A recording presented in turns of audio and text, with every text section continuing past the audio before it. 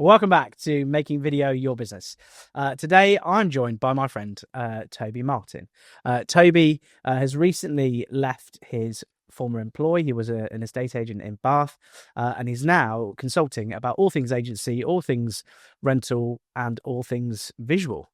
Correct. That's about right, on right? all three counts. I've left agency, but I still feel like the ghost of me is still there because I haven't completely left it behind. No. I'm still working with agents and in some cases in agencies. Yeah. What I'm doing now is I'm consulting and training is the simple way to put it. But sometimes that also involves working with agents in a kind of lettings director role over a prolonged period of time. Correct. I call it fractional lettings directing, Nice. but I hate the word fractional, so I try not to say that. Why did you leave? Do you know, sometimes you just know that you need changes. We've all been there. Yeah. Okay, I'm not. But it's a difficult place to be, and sometimes it takes quite a long time to reach that point of acceptance that actually, yes, you do need to do something else. You feel like a bit of a failure for thinking, I'm going to leave my current job. That feels like a failing, walking away from something. If you don't take that leap of faith, you do reach a point where your relationship with your working life becomes quite unhealthy. And trust me, you don't want to let that linger too long because it will deeply affect you personally. And I was reaching that point, and it wasn't the company's fault, it wasn't the employer's fault, it was just me that I had reached the end of a road and needed a new challenge. And I did look at self-employed agency. It's a really good option, but that was when I realized that what I wanted to do was work with other professionals, and I feared that going back into any line of agency work would still leave me unfulfilled in my day-to-day work. So I almost by default became a consultant because people happily started calling me and asking me to help them out. So one morning I woke up and thought, well, I guess I'm a consultant. If someone was going to speak to you, Toby Martin, today, what would you be able to help them with?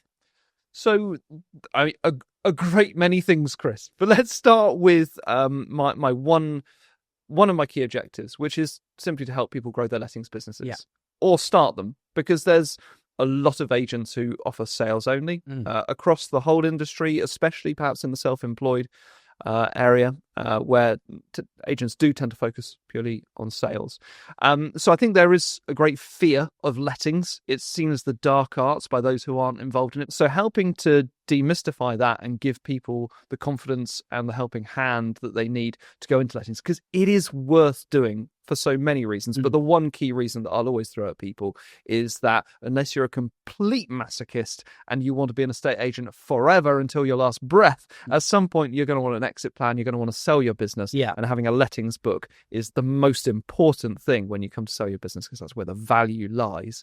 So building lettings for all sorts of reasons is a fundamental must do for anyone wanting to grow their business, but for that reason alone it's worth it. So that's the letting side of things. And then marketing in general, but especially social media and especially video, because it happens to be what I've forged a bit of a name for myself in. People do come to me for help, and that can be letting agents, estate agents, anyone really. And my big bugbear on this side of things, and what I try to encourage people to do, is just to inject more personality and more of themselves into their marketing, because I think, broadly speaking, it is a generalism across estate agency. The quality of marketing can be quite mediocre. You get a lot of identikit companies who are set up to market themselves and promote themselves in exactly the same way as their competitors. And what's the point in that? I sort of was there at the early stages when you were a bit unsure about where to go with some of your own personal brand. And we had a really good chat a few years ago. I feel that at this point I should look directly down the camera and say, I owe everything to Chris England. Get a grip. But no, you're quite right. I began doing video following a training session with you, and it very quickly became apparent to me that what an opportunity this is. Well, you were very good at it. Not immediately. No. Well, and that's really important, isn't it? It is. That's because really it would have been so easy to give up. Yeah. So easy to give up, which so many people do. Yeah. Falling at that first hurdle of doing it once or twice, finding it uncomfortable, not getting a client straight away through a video they've done, and thinking, well, this is taking up too much of my time. This is a waste of my energy. Exactly. So I became better at it, and now I'm quite proficient. You're very proficient. I enjoy the content. I'm very big. So do I, and that's a big fan. key thing. You have to enjoy what you're making, I think. Absolutely. And one of my big things is when encouraging other agents to start doing video, the one thing that they're always resistant to doing is watching themselves back. And I am not ashamed to say that sometimes, Chris, I watch myself back a lot. I do find that it is key to improving and learning the things that you do, both that you dislike, but also that you do like. I pick things up that I say, or the way that I hold myself, what I do with my hands, where I'm looking. And I think, oh, I'll do that again next time. I quite like that. I've learned that I prefer to stand up and sit down when I'm talking. I've learned that I quite like having my hands in my pockets. It looks quite casual, quite informal. And occasionally you can wave one in the air just to express yourself. Yeah. So you actually learn and you train yourself by watching yourself back. And I was talking to some agents just the other day about how to build your confidence on camera. And this was the point that most of them had a problem with. The idea of having filmed yourself, then watching it back. Because you can't stand the way you sound, you can't stand the way you look. And I said to them, look, you're not scared of being on camera. Dismiss that thought from your head. No one is scared. Scared is being chased by a bear. Scared is being afraid for your life. What it is, it's unnatural and it's uncomfortable. And the only way that you're going to make that more familiar to yourself is through repetition and just normalizing seeing and hearing yourself on a screen. And once you've done that 100 times, you can't tell me that the sensation of watching that back after the 100th time is going to be the same as it was after the first. So it's just normalizing it and dragging it into your comfort zone through that kind of period of just watching yourself back. So it is really important to do. What then, Toby Martin, are your top 3 tips for agents either getting started or improving their content? Number 1, I think we've kind of already covered it. Get the reps in. It is get the reps in. Build a routine. Have a daily routine. Record something every day. That's not to say to post that on social media. Yeah. It might be a personal video diary.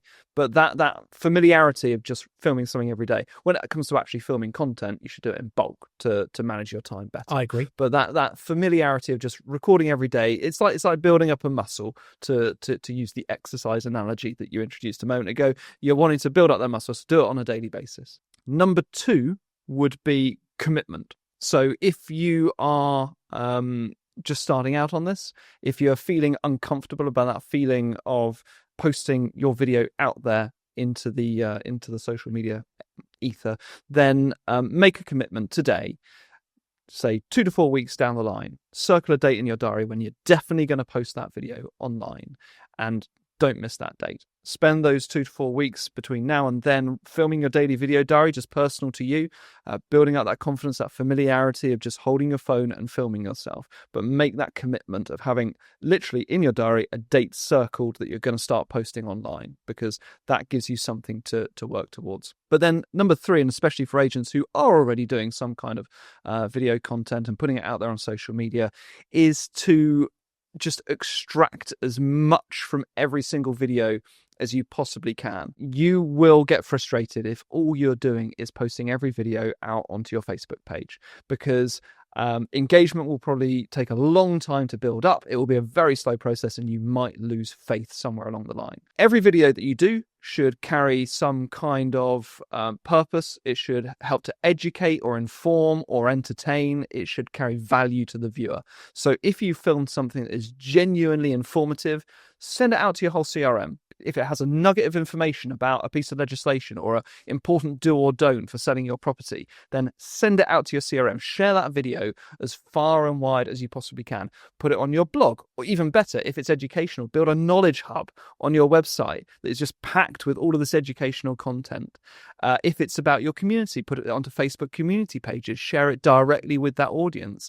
Just extract as much from every single piece of video that you do, and you will find it so much more fulfilling by sending it far and wide rather than just dripping it onto social media, onto your own social media feed every time.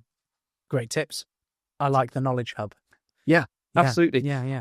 I don't understand why more people don't do that. The first exercise to do with any agency is to get the whole team together, divide them up into groups, tenant, landlord, vendor, Yeah. buyer, Yeah. and get them all to list as many questions that they get asked by that category of person. And you'd easily have more than 100 questions. 100%. Yeah. 2 a week, that's a year's content. Yeah. What's your favourite movie, Tobes? Okay, my favourite movie of all time is The Magnificent Seven. Oh, It's a real blast from That's the a past. strong answer. But it's got Steve Western. McQueen in it. What more do you need? It's a Western. It's got shootouts. I love that. It's got Robert Vaughn in it, and he's brilliant. I got a big soft spot for Steve McQueen, so Bullet as well. Yeah. Up there. Have you got a box set you're watching at the minute? Is there something that you like that you'd recommend out? Okay, so my starting point here, and actually why I immediately panicked with the film question as well, was because I do have young children and find it very hard to watch telly at any point unless it's CBeebies or some kind of manic cartoon. Yeah. So box sets, what I'm really enjoying is Slow Horses. And it's Dead Horses. I don't know. That would be a very different show. I thought you were going to go Deadwood because to follow on from the Western. Yeah. That would have been good. Yeah. But Slow Horses, I like a bit of espionage. Nice. Spies. Nice. And that's really good. Yeah, we just watched the second series of The Night Agent on Netflix. Very good. And there's a new Disney Plus series about the president is dead. I see that. Looks quite good. It looks amazing. Yeah. But I love my sort of Le Carre stuff and those very British slow burning spy films. Sure. And so Tinker Tailor Soldier Spy kind of thing. Mate, great recommendation. Tabes, thank you so much for your time. I really appreciate it. Absolute honour. Thank you so much. I wish you continued success. Thank you. Of course. Cheers, mate.